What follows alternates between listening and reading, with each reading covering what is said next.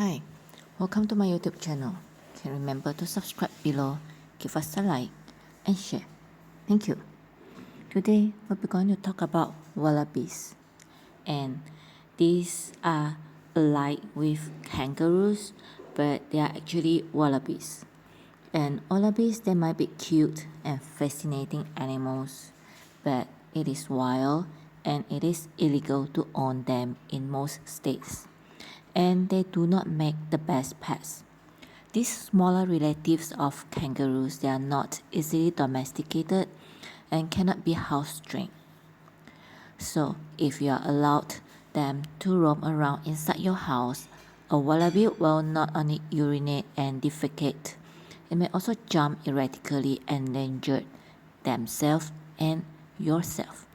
And like their cousins kangaroo, the wallaroos or the kangaroos, wallabies, they must be kept away from cats to prevent transmission of a deadly parasite that even healthy cats can carry. Wallabies require daily access to fresh grass, a very spacious enclosure, and a lot more attentive care than average domesticated pet. And check your state and local laws to confirm the current legality of owning a pet wallaby.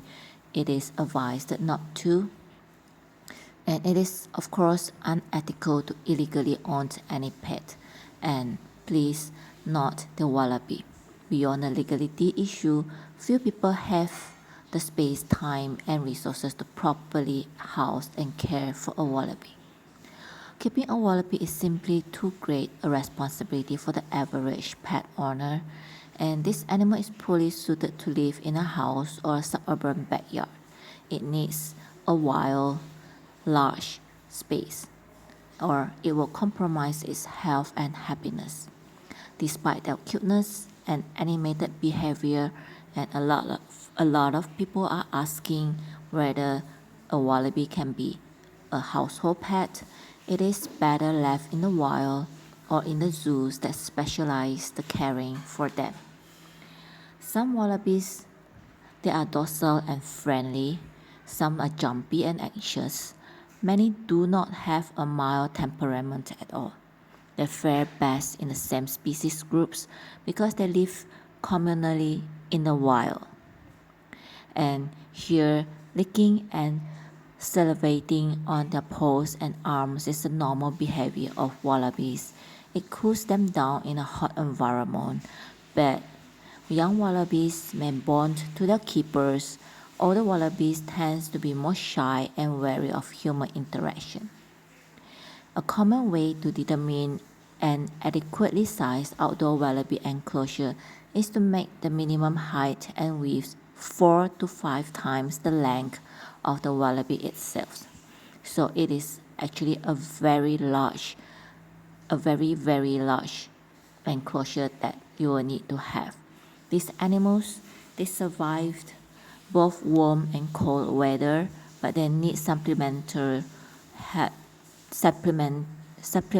heat or to be housed indoors when temperatures drop below 50 degrees Fahrenheit. They live outside the warm months or year-round if they have a doghouse with supplemental heat to use as a retreat.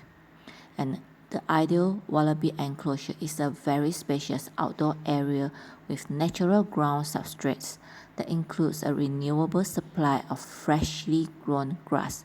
Yes, must be a freshly grown grass area year-round or from spring through fall in temperated zones. And there are a variety of food options for wallabies, but natural grass is a staple. As a herbivore themselves, they spend their days grazing on grasses in the wild. Without access to grass, their digestive system can be upset easily. And we need to provide daily access to sweetgrass, orchard grass, or Timothy hay. This mainly grass-based diet should be supplemented with some pellets, a few fresh green vegetables, apples as occasional treats. If wallaby pellets are not available, rabbit or horse pellets can be used